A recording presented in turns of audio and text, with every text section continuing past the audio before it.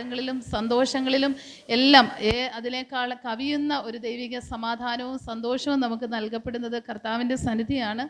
അതിനെ ഓർത്ത് ദൈവത്തെ നന്ദിയോടെ സ്തോത്രം ചെയ്യുന്നു, സ്തുതിക്കുന്നു. നിങ്ങളോട് എല്ലാവരോടും ഒപ്പമായിരിക്കുമ്പോൾ അതിൽ അതിയേറെ സന്തോഷിക്കുന്നതിനോടൊപ്പം അതിനേക്കാളും ഏറെ എൻ്റെ വീണ്ടെടുപ്പുകാരനായ എൻ്റെ കർത്താവിൻ്റെ സാന്നിധ്യത്തിന് നടുവിൽ ആയിരിക്കാൻ ദൈവടയാക്കുന്നത് ഓർത്ത് നന്ദിയോടെ ഞാൻ ദൈവത്തിന് സ്തോത്രം ചെയ്യുന്നു, സ്തുതിക്കുന്നു.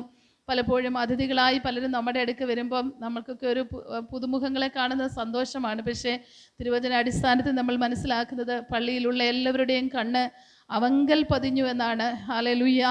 എല്ലായ്പ്പോഴും ദൈവ സാന്നിധ്യത്തിൽ കൂടി വരുമ്പോഴൊക്കെയും ഓർക്കാറുള്ളതും മറ്റുള്ളവരെ പ്രബോധിപ്പിക്കാറുള്ളതുമായ കാര്യം മറ്റൊന്നിലേക്കും മറ്റാരിലേക്കും നമ്മുടെ ശ്രദ്ധ പോകാതെ നമ്മൾ ഇന്നിവിടെ കൂടി വരുവാൻ കാരണമായി തീർന്നത് നമ്മുടെ ആത്മാവിനെയും നമ്മുടെ ആത്മാവിൻ്റെ വീണ്ടെടുപ്പ് സാധിപ്പിച്ചു തന്ന നമ്മുടെ രക്ഷകനായ കർത്താവിൻ്റെ സാന്നിധ്യം മാത്രമാണ്. ഇന്ന് പകൽ സന്ധ്യാസമയത്ത് എന്നെ ഇവിടെ നിർത്തിയതും നിങ്ങളെ ഇവിടെ കൂട്ടി വരുത്തിയതും ആമേൻ ഹല്ലേലൂയ ദൈവ സാന്നിധ്യത്തിൻ്റെ ആ ശ്രേഷ്ഠത കൊണ്ട് മാത്രമാണ്. നമ്മുടെ കൂടിവരവുകൾക്ക് അർത്ഥം നൽകുന്നത് കർത്താവിൻ്റെ സാന്നിധ്യമാണ്. അതിനേക്കാൾ വലുതായി ആരും തന്നെ ഇല്ല ദൈവസന്നിധിയിൽ.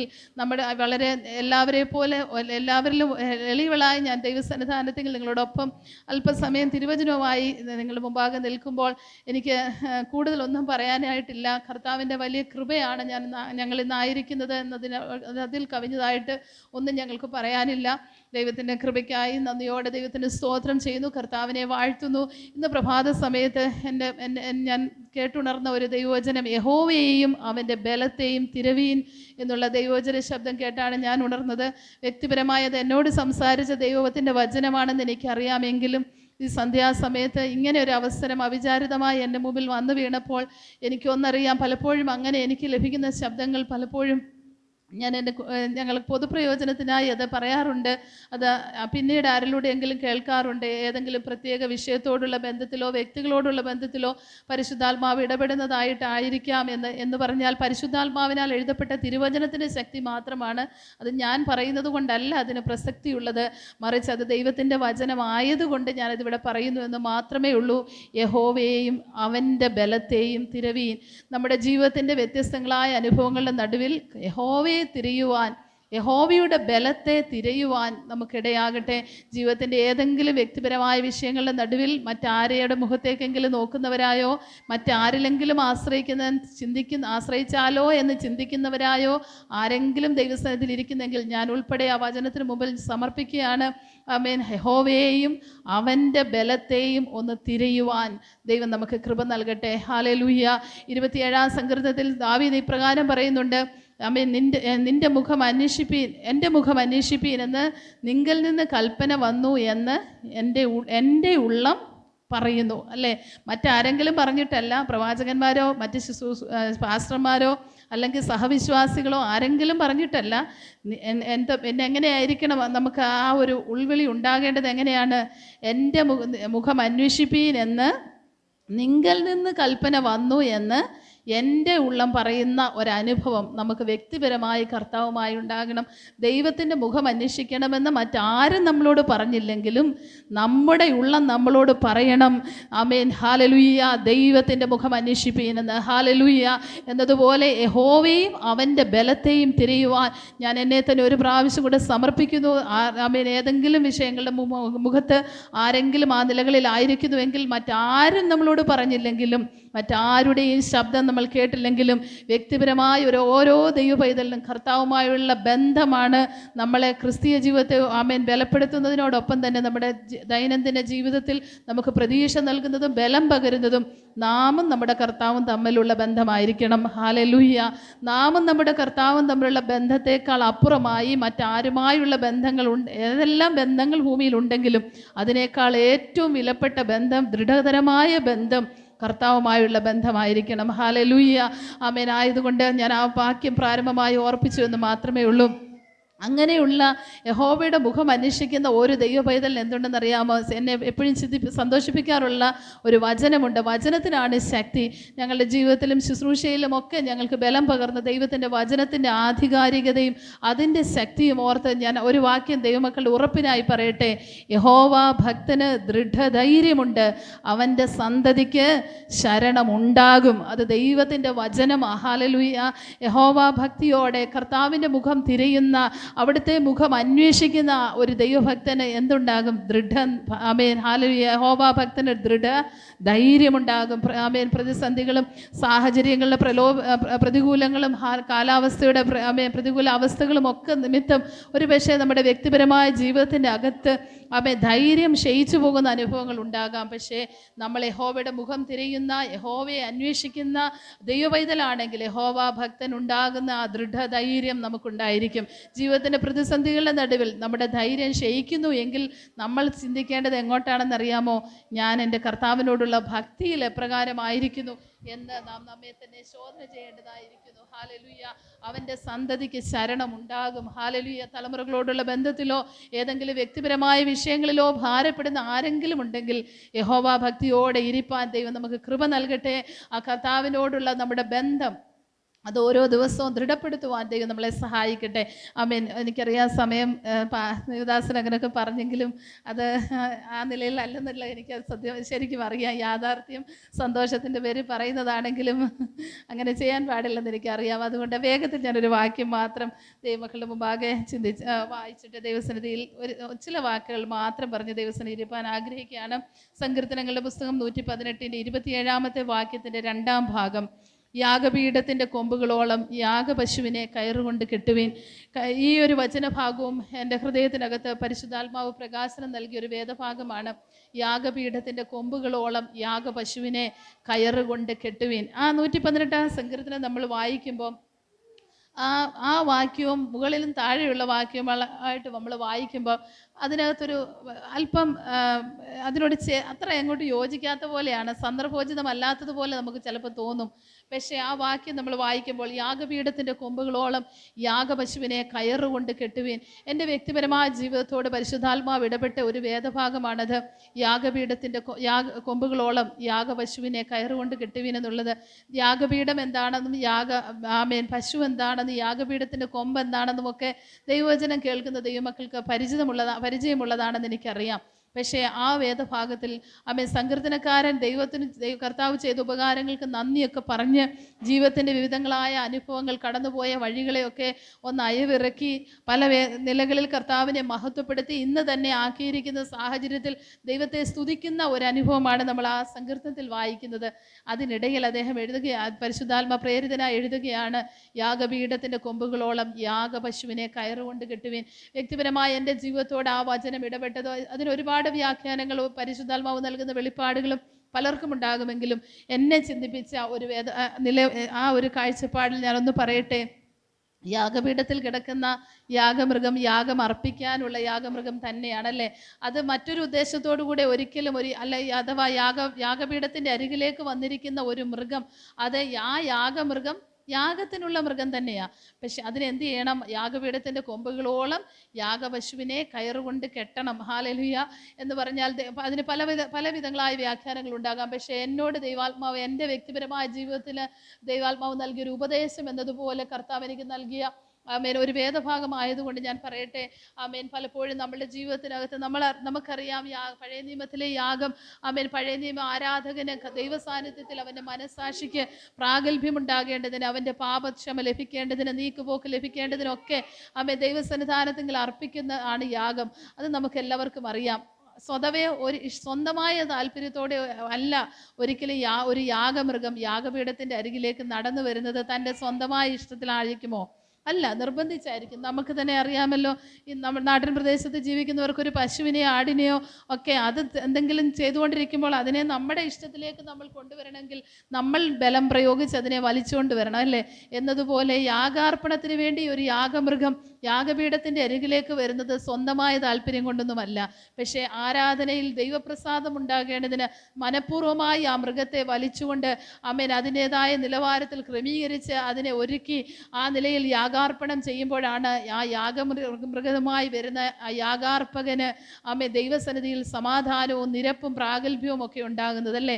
എന്നതുപോലെ നമുക്കറിയാം പുതിയ നിയമത്തിൽ വരുമ്പോൾ നമ്മുടെ യേശു ക്രിസ്തുവാണ് യാഗമൃഗമായി തീർന്നത്. നമുക്ക് എല്ലാവർക്കും വേണ്ടി ഏകയാഗമായി തൻ്റെ ശരീരത്തെ നമുക്ക് വേണ്ടി ഒരിക്കലായി കഴിച്ച ആ ശരീരയാഗത്താൽ നമ്മൾ വിശുദ്ധീകരിക്കുവാൻ നമുക്ക് വേണ്ടി ഏകയാഗമായി തീർന്ന, ഒരിക്കലായി യാഗമായി തീർന്ന് എന്നേക്കുമുള്ള വീണ്ടെടുപ്പ് സാധിപ്പിച്ചു തന്ന ഒരു അരുമരക്ഷകൻ്റെ ഹല്ലേലൂയ സാന്നിധ്യത്തിലാണ് നമ്മളിവിടെ ആയിരിക്കുന്നത്. നമുക്ക് വേണ്ടി ആ ക്രൂശാകുന്ന യാഗപീഠത്തിന്മേൽ നമുക്ക് വേണ്ടി സ്വയം മനസ്സോടെ, മറ്റു പഴയ നിയമത്തിൻ്റെ വ്യവസ്ഥയ്ക്ക് വ്യത്യസ്തമായി മനസ്സോടെ നമുക്ക് വേണ്ടി അർപ്പിക്കപ്പെട്ട ദൈവപുത്രനായ ക്രിസ്തുവിനെ നമുക്കറിയാം. എഫേസ്യ ലേഖനം 5-ാം അധ്യായത്തിൻ്റെ 1-2 വാക്യങ്ങളൊക്കെ നമ്മൾ വായിക്കുമ്പോൾ തന്നെ താൻ നമുക്ക് വേണ്ടി സൗരഭ്യവാസനയായ വഴിപാട് യാഗവുമായി അർപ്പിച്ച ആ ക്രിസ്തുവിനെ പോലെ നാം സ്നേഹത്തിൽ നടക്കണം എന്ന് ദൈവവചനം നമ്മളെ ഓർമ്മപ്പെടുത്തുന്നുണ്ട്. ഹല്ലേലൂയ. നമ്മുടെ കർത്താവ് നമുക്ക് വേണ്ടി വഴിപാടും യാഗവുമായി തീർന്നവനാണ്. ഹല്ലേലൂയ. താൻ അതിനുവേണ്ടി ഒരുക്കപ്പെടുവാനിടയായി തീർന്നു. പുതിയ നിയമത്തിൽ ഇപ്പോഴത്തെ അന്തരീക്ഷത്തിൽ നമ്മൾ ഓരോരുത്തരും ദൈവസന്നിധിയിൽ ആരാധനയ്ക്കായും പ്രാർത്ഥനയ്ക്കായും ദൈവസന്നിധിയിൽ കടന്നു വരുമ്പോൾ റോമാലേഖനം 12-ാം അധ്യായത്തിൻ്റെ 1-2 വാക്യങ്ങൾ നമുക്ക് എല്ലാവർക്കും സുപരിചിതമാണ്. എന്താണ്? സഹോദരന്മാരെ, ഞാൻ ദൈവത്തിൻ്റെ മനസ്സിൽ ഓർപ്പിച്ച് നിങ്ങളെ പ്രബോധിപ്പിക്കുന്നത്, നിങ്ങൾ ബുദ്ധിയുള്ള ആരാധനയായി നിങ്ങളുടെ ശരീരങ്ങളെ ജീവനും വിശുദ്ധിയും ദൈവത്തിന് പ്രസാദവുമുള്ള യാഗമായി സമർപ്പിപ്പീൻ. എന്തിനെ സമർപ്പിക്കണമെന്ന് അവിടെ പറയുന്നത്? നമ്മുടെ ശരീരങ്ങളെ ദൈവത്തിന് സമർപ്പിക്കണമെന്ന്. ഹല്ലേലൂയ. പലപ്പോഴും ദൈവമക്കളെ, നമ്മുടെയൊക്കെ ക്രിസ്തീയ ജീവിതത്തിനകത്ത് ശരീരത്തെയും മനസ്സിനെയും ആത്മാവിനെയും ഒരുപോലെ ദൈവസന്നിധി സമർപ്പിക്കുന്നതാണ് ആരാധന. അത് കേവലം ആരാധനാലയത്തിലോ നമ്മുടെ കൂടിവരവുകളിലോ കുടുംബ പ്രാർത്ഥനയിലോ മാത്രം ഇരിക്കുമ്പോൾ കഴിക്കേണ്ടതല്ല ആരാധന. അത് വേണം, അത് ദൈവവചന വ്യവസ്ഥയാണ്. പക്ഷേ നമ്മുടെ സ്വകാര്യ ജീവിതത്തിനകത്ത് നമ്മുടെ ശരീരവും മനസ്സും ആത്മാവും ഒരുപോലെ ദൈവസന്നിധാനത്തിങ്കൽ സമ്പൂർണ്ണ സമർപ്പണത്തിന് വിധേയപ്പെടുന്ന ഒരു അനുഭവം നമ്മുടെ വ്യക്തി ജീവിതത്തിനകത്തില്ലെങ്കിൽ ആ ശരീരവുമായി, ആ മനസ്സുമായി, ആ ആത്മാവുമായി ആലയത്തിൽ വന്നിരുന്നത് കൊണ്ട് കർത്താവ് പ്രസാദിക്കുന്ന ഒരു യാഗമായി അതിനെ ദൈവസന്നിധിയിൽ സമർപ്പിക്കാൻ നമുക്ക് കഴിയത്തില്ല. ഹല്ലേലൂയ. ഇന്നത്തെ ആത്മീക ജീവിതത്തിൻ്റെ, ആത്മീക ഗോളത്തിൻ്റെ അപജയം എന്ന് പറയുന്നത് പലപ്പോഴും ആരാധനാലയത്തിനകത്ത് എല്ലാവരും നല്ല ആരാധനക്കാരായിരിക്കാം.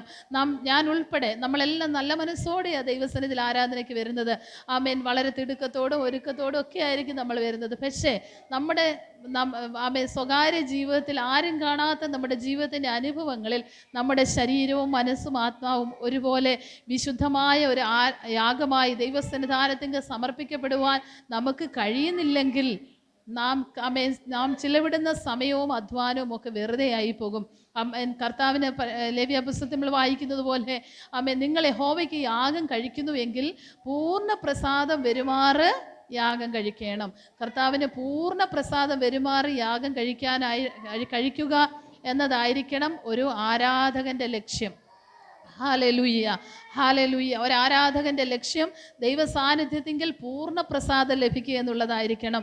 അങ്ങനെയാണെങ്കിൽ മനസ്സാക്ഷിയോടൊന്ന് ചോദിച്ചേ, ഞാൻ കഴിഞ്ഞ ദിവസങ്ങളിലൊക്കെയും അന്ന് എന്നോട് ആ വചനം ഇടപെടാൻ ഉണ്ടായ കാരണം എൻ്റെ മനസ്സിനകത്ത് എൻ്റെ മാതാവിൻ്റെ ശാരീരിക ക്ലേശം, ഞങ്ങളുടെ ഭവനത്തിൻ്റെ അന്തരീക്ഷങ്ങൾ, തിരക്കുകൾ, പല നിലകളിൽ എൻ്റെ വ്യക്തിപരമായ ജീവിതത്തിനകത്ത് കർത്താവുമായുള്ള ബന്ധത്തിനകത്ത് അല്പം ഒരു ഏകാഗ്രത നഷ്ടപ്പെട്ട ഒരു അനുഭവം എൻ്റെ ജീവിതത്തിനകത്തുണ്ടായി. ഈ വചനത്തിന് മുമ്പിൽ ഞാൻ എന്നെ വിലയിരുത്തിയപ്പോൾ ഞാൻ അവിടെ ശുദ്ധീകരണം പ്രാപിക്കേണ്ടതും യഥാസ്ഥാനപ്പെടേണ്ടതും ആവശ്യമാണെന്നുള്ള ബോധ്യം ആ വചനത്തിന് മുമ്പാകെ എനിക്കുണ്ടാകുവാൻ ഇടയായി തീർന്നു. ദൈവമക്കളെ, ക്രിസ്തുവിനോടുള്ള ഏകാഗ്രതയും നിർമ്മലതയും വിട്ട് വഷളായി പോകുന്ന ഒരനുഭവത്തിലേക്ക് നാം അറിയാതെ പലപ്പോഴും നടത്തപ്പെടുന്ന അനുഭവങ്ങൾ നമ്മുടെ ജീവിതയാത്രയിൽ, ദൈനംദിന ജീവിത അനുഭവങ്ങളുടെ മുഖത്ത് നമുക്കുണ്ടാകാൻ സാധ്യതകളുണ്ട്. പലപ്പോഴും അറിഞ്ഞോ അറിയാതെയോ നാം പലപ്പോഴും അതിനകത്ത്, ഞാൻ ഉൾപ്പെടെ നമ്മളെല്ലാവരും മനുഷ്യരാണ്, ആരും പൂർണ്ണരല്ല. പക്ഷെ നമ്മളെ സഹായിക്കുന്ന പരിശുദ്ധാത്മാവിൻ്റെ സഹായം ദൈനംദിന ജീവിതത്തിൽ നമുക്ക് ചോദിക്കാൻ കഴിയും. പലപ്പോഴും നമ്മൾ പല സന്ദർഭങ്ങളിലും മനുഷ്യരെന്ന നിലയിൽ നമ്മൾ അറിഞ്ഞോ അറിയാതെയോ കർത്താവിങ്കിലുള്ള ഏകാഗ്രതയും നിർമ്മലതയും വിട്ടുപോകുന്ന അനുഭവങ്ങൾ നമ്മുടെ ജീവിതത്തിലുണ്ട്. പക്ഷേ വഷളായി പോകുന്നു എന്ന് നമ്മൾ ആരും അംഗീകരിക്കത്തില്ല. നമ്മളാരും വഷളാകുന്ന ഒരനുഭവത്തെ നമ്മുടെ ജീവിതത്തെ മറ്റുള്ളവരുടെ മുമ്പിൽ വെളിപ്പെടുത്താൻ തയ്യാറല്ല. പക്ഷേ കർത്താവിൻ്റെ വചനപ്രകാരം ക്രിസ്തുവിനോടുള്ള ഏകാഗ്രതയും നിർമ്മലതയും നമ്മളിൽ നിന്ന് വിട്ടുപോയാൽ, നാം അംഗീകരിച്ചില്ലെങ്കിലും നമ്മൾ ദൈവസന്നിധിയിൽ ആരാകുകയാണ്? വഷളാകുകയാണ്. നാളുകളിൽ ആമേൻ അതിൻ്റെതായ നിലകളിൽ നമുക്കറിയാം. ആമേൻ ഏത് നിലകളിലും ആമേൻ കഴിയുമെങ്കിൽ വൃതന്മാരെ പോലും തെറ്റിച്ച് കളയുവാൻ പിശാച് ശ്രമിച്ചുകൊണ്ടിരിക്കുന്ന സന്ദർഭത്തിൽ നാം നമ്മുടെ ഏകാഗ്രതയും നിർമ്മലതയും ഒക്കെ വിട്ട് ആമേൻ നമ്മുടെ ജീവിതം മറ്റു എന്തിലേക്കെങ്കിലുമൊക്കെയോ പല വിഷയങ്ങളിലേക്ക് ഏകാഗ്രത നഷ്ടപ്പെട്ടു പോകുമ്പോൾ ആമേൻ പല നിലകളിൽ ഒരുപക്ഷെ നാമോ നമ്മുടെ കുടുംബാംഗങ്ങളോ ദൈവസഭയിലുള്ള കൂട്ടുവിശ്വാസികളോ ഒക്കെ അനുഭവിക്കേണ്ട ആത്മീക അനുഗ്രഹങ്ങളിൽ നിന്നും നമ്മുടെ ചെറിയ അശ്രദ്ധകളും നമ്മുടെ അലംഭാവങ്ങളും നിമിത്തം ആ അനുഭവങ്ങളൊക്കെ അന്യപ്പെട്ടു പോകുന്ന ഒരന്തരീക്ഷം ഇന്നത്തെ കാലഘട്ടത്തിൽ നമുക്ക് വളരെ വ്യക്തമായി നമ്മുടെ എല്ലാവരുടെയും ജീവിതത്തിൽ മനസ്സിലാക്കാൻ കഴിയുന്ന ഒരു അനുഭവമാണ് ഇന്ന് കണ്ടുവരുന്നത്.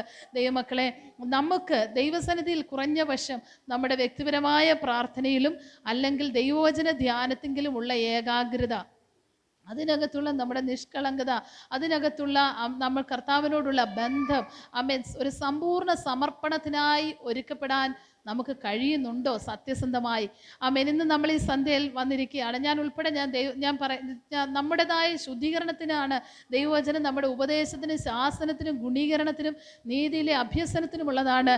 അതുകൊണ്ട് തന്നെ വളരെ ഭയത്തോടുകൂടെ ഞാൻ പറയട്ടെ, നമുക്ക് ഒരു പാട്ടെങ്കിലും 100% ഏകാഗ്രതയോടെ ആദ്യം മുതൽ അവസാനം വരെ ആ പാട്ടിൻ്റെ അർത്ഥത്തെ ധ്യാനിച്ചുകൊണ്ട് നമുക്ക് പാടാൻ തികഞ്ഞ ഏകാഗ്രതയിൽ കഴിയാറുണ്ടോ?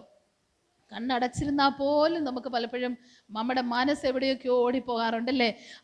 ആ ഒരു ആരാധനയ്ക്ക് വന്നാൽ ഒരു പാട്ട് പോലും അങ്ങനെ പാടി തീർക്കാൻ നമുക്ക് കഴിയത്തില്ലെങ്കിൽ ഒരു 2 മണിക്കൂർ ദൈവസന്നിധിയിൽ ഇരുന്നാൽ ആ 2 മണിക്കൂർ സമയമെങ്കിലും നമ്മുടെ മനസ്സിനെയും ശരീരത്തെയും ആത്മാവിനെയും ഒന്ന് ദൈവസന്നിധിയിൽ ഏകാഗ്രപ്പെടുത്തി കൊണ്ടുവരാൻ ഹാലിൽ നമുക്കൊരു യാഗവസ്തുവായി ആ കർത്തൃസന്നിധി നമ്മളെ ഒന്ന് സമർപ്പിക്കാൻ കഴിയുന്നില്ലെങ്കിൽ ദൈവമക്കളെ, ഇന്നത്തെ നമ്മുടെ ആത്മീക ജീവിതത്തിൻ്റെ നിലവാരം എവിടെയാണ്, എപ്രകാരമായിരിക്കും എന്നുള്ളത് നാം നമ്മെ തന്നെ കണ്ടുണരണം.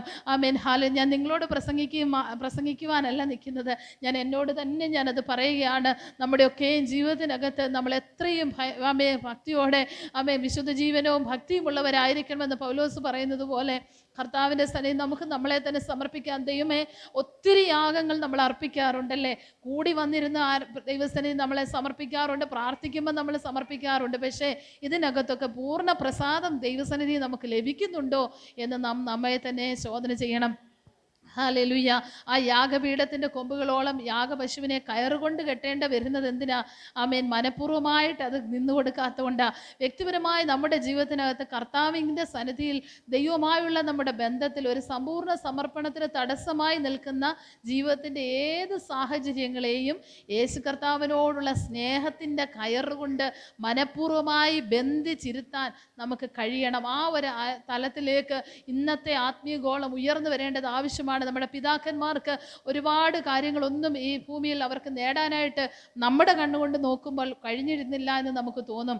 പക്ഷേ ഒത്തിരി പ്രാരാബ്ദങ്ങളും കഷ്ടപ്പാടുകളും ബുദ്ധിമുട്ടുകളും ഒക്കെ അന്ന് അവർ സഹിച്ചെങ്കിലും അതിൻ്റെ നടുവിൽ അവർ ദൈവസന്നിധിയിൽ വന്നിരിക്കുമ്പോൾ ദൈവശബ്ദം കേൾക്കാനും ഹാലലുയ കൃപാവരങ്ങളുടെ ജ്വലനവും ഒക്കെ ദൈവസഭയ്ക്കകത്ത് ഉണ്ടായിരുന്നു.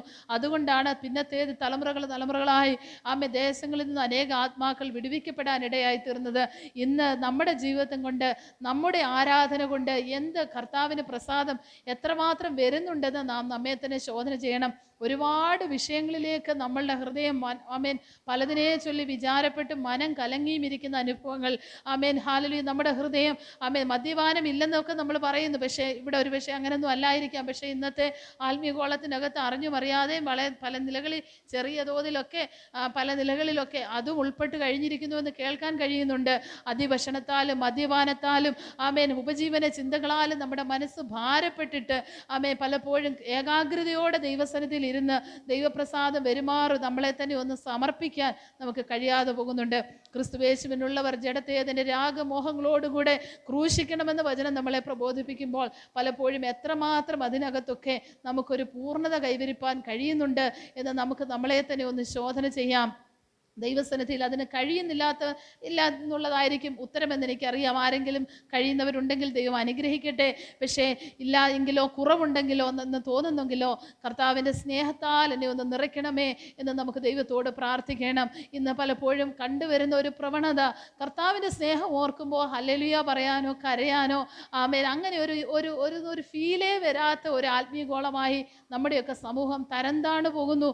അത് തന്നെ വലിയ അപകടമാണ്. കർത്താവിൻ്റെ സ്നേഹത്തെ ധ്യാനിക്കുമ്പോൾ ഹല്ലേലൂയ പറയാൻ കഴിയാത്ത നമുക്ക് മറ്റെന്ത് കേട്ടാലും എത്ര ഉറക്കെ ഹല്ലേലൂയ പറഞ്ഞാലും ദൈവമക്കളെ, ദൈവസ്നേഹം ധ്യാനിച്ച് ദൈവത്തെ സ്തുതിക്കാൻ നമുക്ക് കഴിയുന്നില്ലെങ്കിൽ നമ്മുടെ ആത്മീക ജീവിതം പരാജയത്തിലേക്കാണെന്ന് നാം അറിഞ്ഞുകൊണ്ട് തന്നെ മനസ്സിലാക്കണം, മനഃപൂർവ്വമായി മനസ്സിലാക്കണം.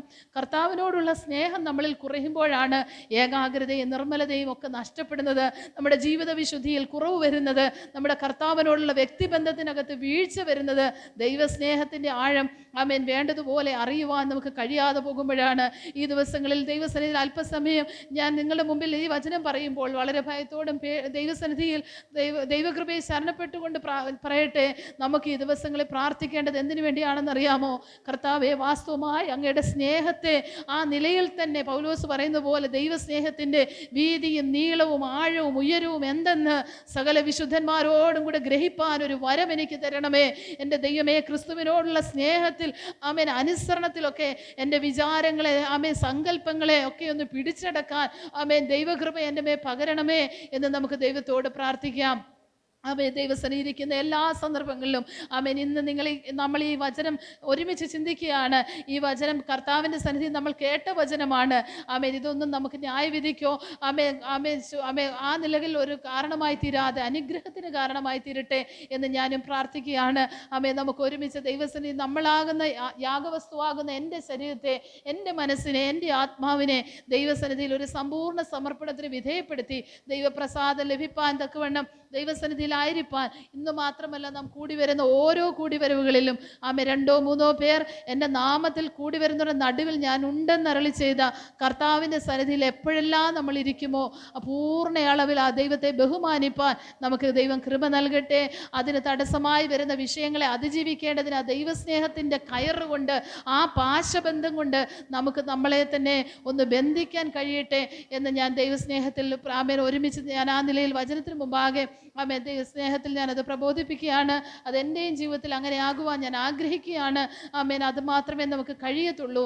ഈ ദിവസങ്ങൾ അന്തരത്തിൽ വലിയ ഒത്തിരി ഉപരിവിപ്ലവങ്ങളുള്ള ഒരു ആത്മീയതയ്ക്ക് അപ്പുറമായി ഹൃദയംഗമമായി നമ്മളും ദൈവവുമായുള്ള ബന്ധം, ദൈവശബ്ദം കേൾക്കുന്ന ഒരനുഭവം, വ്യക്തിപരമായി ദൈവാത്മാവ് നമ്മളെ തിരുത്തുന്ന ഒരനുഭവം, നമ്മുടെ ശുദ്ധീകരണത്തിനും ഗുണീകരണത്തിനും വേണ്ടി വചനം നമ്മളോട് ഇടപെടുന്ന ഒരു തലത്തിലേക്ക് നമ്മുടെ ആത്മീക ജീവിതം വളരുവാൻ വലിയവനായ ദൈവം കൃപ നൽകട്ടെ എന്ന പ്രാർത്ഥനയോടെ സമയം അനുവദിച്ചെന്ന കർത്തദാസന് നന്ദി പറഞ്ഞുകൊണ്ട് എല്ലാവരോടും ദൈവസ്നേഹത്തിൽ ഇങ്ങനെ കൂടി വരുവാൻ അവസരം നൽകി കർത്താവിന് നന്ദി പറയുക. ഒപ്പം ദൈവമക്കളെ അനുവദിക്കുന്ന പക്ഷം ആ ദൈവസ്നേഹത്തിൽ തുടരുവാനും കർത്താവിൻ്റെ പ്രത്യക്ഷതയിൽ നമുക്ക് കാണപ്പെടാനും വലിയവനായ ദൈവം കൃപ നൽകട്ടെ എന്ന് പ്രാർത്ഥിച്ചുകൊണ്ട് ഒരു പ്രാവശ്യം കൂടെ എൻ്റെ ജീവിതത്തിലും ആ യാഗപീഠത്തിന് കൊമ്പുകളോളം യാഗപശുവിനെ കയറുകൊണ്ട് കെട്ടിയതുപോലെ മനഃപൂർവ്വമായി ദൈവസന്നിധി എൻ്റെ വ്യക്തിപരമായ ശ്രമവും പരിശുദ്ധാത്മാവിൻ്റെ സഹായവും കൊണ്ട് ആ നിലയിൽ കർത്താവിന് പ്രസാദമുള്ളൊരു ക്രിസ്ത്യ ജീവിതം നയിപ്പാൻ ദൈവകൃപയെ ഞാൻ ശരണപ്പെട്ടുകൊണ്ട് ദൈവസന്നിധിയിൽ ഇരുന്നു കൊള്ളുന്നു. ദൈവം നമ്മളേവരെ അനുഗ്രഹിക്കുമാറാണ്. ഒരു നിമിഷം കണ്ണുകളടയ്ക്കാം, ദൈവത്തോട് നമുക്ക് പ്രാർത്ഥിക്കാം. കേട്ട തിരുവചനത്തിന് മുമ്പിൽ ഒന്ന് സമർപ്പിച്ചു കൊടുത്താട്ട് കർത്താവ് പ്രസാദിക്കുന്ന ഒരു സ്റ്റേജിൽ നയിപ്പാൻ കർത്താവെ എന്നെ പ്രാപ്തനാക്കണമേ എന്ന് നമുക്ക് ദൈവത്തോട് പ്രാർത്ഥിക്കാം. വിശുദ്ധനാദിയമേ, സ്വർഗീയ പിതാവേ, ഈ നല്ല രാത്രിക്കായി നന്ദിയുടെ കർത്താവിനെ സ്തുതിക്കുന്നു. പിന്നിട്ട ദിവസങ്ങളെല്ലാം ദൈവം ഞങ്ങളെ സഭയായി, കുടുംബമായി, വ്യക്തിപരമായി പരിപാലിക്കുകയും സൂക്ഷിക്കുകയും ചെയ്തു. ജോലിയുടെ ബന്ധത്തിലും പല തിരക്കുകളൊക്കെ ഞങ്ങളായിരുന്നു. എന്നാൽ ഈ ശനിയാഴ്ച വൈകുന്നേരം ആഴ്ചയുടെ അവസാന സമയം രാത്രിയിൽ കർത്താവിൻ്റെ പാദത്തിൽ കടന്നു വരുവാനും ദൈവത്തെ പാടി ആരാധിപ്പാനും മഹത്വപ്പെടുത്തുവാനും പ്രാർത്ഥിപ്പാൻ ദൈവം ഞങ്ങളെ സഹായിച്ചു. ദൈവത്തിൻ്റെ വചനം ഞങ്ങളോട് സംസാരിച്ചതിനായി ഞാൻ നന്ദിയോടെ കർത്താവിനെ സ്തുതിക്കുന്നു. ഒരു പ്രാവശ്യം കൂടെ ഞങ്ങളെ സഭയായി, കുടുംബമായി, വ്യക്തിപരമായി സമർപ്പിക്കുന്ന കർത്താവെ, ഞങ്ങൾ പാടുന്നു, ഞങ്ങൾ ആരാധിക്കുന്നു. കർത്താവെ, ഞങ്ങൾ ഈ ലോക ജീവിതയാത്രയിൽ മുന്നോട്ട് പോകുന്നു. എന്നാൽ ദൈവം പ്രസാദിക്കുന്ന നിലവാരത്തിലേക്ക്, കർത്താവെ അങ്ങ് അംഗീകരിക്കുന്ന നിലവാരത്തിലേക്ക് ഞങ്ങളുടെ ക്രിസ്തീയ ജീവിതത്തെ കൊണ്ടുപോകുവാൻ കർത്താവ് സഹായിക്കുമാറാകണമേ. അങ്ങ് പ്രസാദിക്കുന്ന ഒരു യാഗപീഠമായി തീരുവാൻ, ഒരു യാഗ വസ്തുവായി തീരുവാൻ അങ്ങയുടെ കരങ്ങളിൽ ഞങ്ങളെ തന്നെ സമ്പൂർണ്ണമായി സമർപ്പിക്കുന്നു. അതിനെതിരായി ചില പ്രലോഭനങ്ങൾ ഞങ്ങളുടെ ജീവിതത്തിൽ കടന്നു വരുന്നുണ്ട്. ദൈവസ്നേഹത്തിൽ നിന്ന് അകന്നു പോകുന്ന ഭൗതിക ചിന്തകൾ ഞങ്ങളെ ഭരിക്കുന്നുണ്ട്. ഈകലോക ജീവിതയാത്രയിൽ ബുദ്ധിമുട്ടുകൾ, ഭാരങ്ങൾ, ക്ലേശങ്ങൾ, ശാരീരിക വ്യതകൾ ദൈവത്തിൽ ഞങ്ങളെ അകത്തിക്കൊണ്ട് പോകുന്നുണ്ട്. എന്നാൽ അതിനേക്കാളൊക്കെ അപ്പുറമായി ദൈവത്തോടുള്ള ബന്ധം, ദൈവത്തോടുള്ള സ്നേഹം വർദ്ധിച്ചുകൊണ്ട് കർത്താവിൽ ആശ്രയിച്ച് ജീവിപ്പാൻ എല്ലാവരെയും സഹായിക്കണമേ എന്ന് ദൈവത്തോട് ഞങ്ങൾ പ്രാർത്ഥിക്കുന്നു. വചനത്തിന് മുമ്പ് ഞങ്ങളെ ഓരോരുത്തരെയും സമ്പൂർണ്ണമായി സമർപ്പിക്കുന്നു. കർത്താവെ, നല്ലവനും വിശ്വസനമായ ദാസ ദാസനെ ദാസി എന്ന് വിളിക്ക് യോഗ്യരായി തീരുവാൻ ഏത് സാഹചര്യത്തിലും കർത്താവിനെ സ്നേഹിച്ചും ദൈവ ഇഷ്ടം ചെയ്തും ദൈവത്തെ പ്രസാദിപ്പിച്ചും മുന്നോട്ട് പോകുവാൻ കർത്താവ് ഞങ്ങളെ സഹായിച്ചാട്ട്. നിരാത്തിൽ കിടന്നു ദൈവജനത്തിനായി സ്തോത്രം.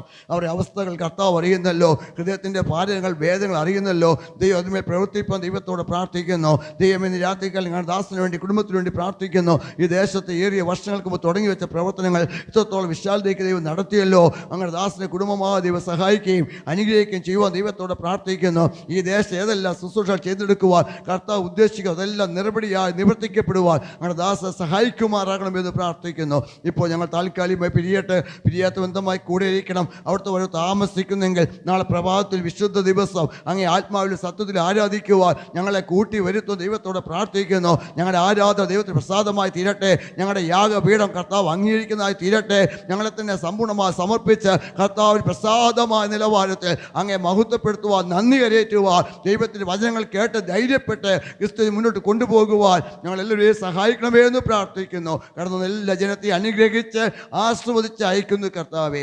എല്ലാ മഹത്വം അങ്ങേക്ക്. പ്രാർത്ഥന ദൈവം കേട്ടതിനായി സ്തോത്രം. യേശു കർത്താവിൻ്റെ പുണ്യനാമത്തിൽ അപേക്ഷിക്കുന്നു, കേൾക്കുമാറാകണമേ. കർത്താവായ യേശു ക്രിസ്തുവിൻ്റെ കൃപയും പിതാവായ ദൈവത്തിൻ്റെ സ്നേഹവും പരിശുദ്ധാത്മാവിൻ്റെ സഹവാസവും കൂട്ടായ്മയും നിരാത്രിക്കാലം കിടന്നുവന്ന എല്ലാ ദൈവമക്കളോടും ഈ വാത്സല്യ സഭയോടും സഭയുടെ എല്ലാ പ്രവർത്തനങ്ങളോടും എപ്പോഴും എന്നേക്കും ഉണ്ടായിരിക്കുമാറാകട്ടെ. നിരാത്രികാലം അനുഗ്രഹിച്ച ദൈവത്തിന് മഹത്വം കൊടുക്കാം. ഹല്ലേലൂയ, ഹല്ലേലൂയ, ഹല്ലേലൂയ. ആമേൻ. കർത്താവായ യേശുവേ വരേണമേ. ആമേൻ.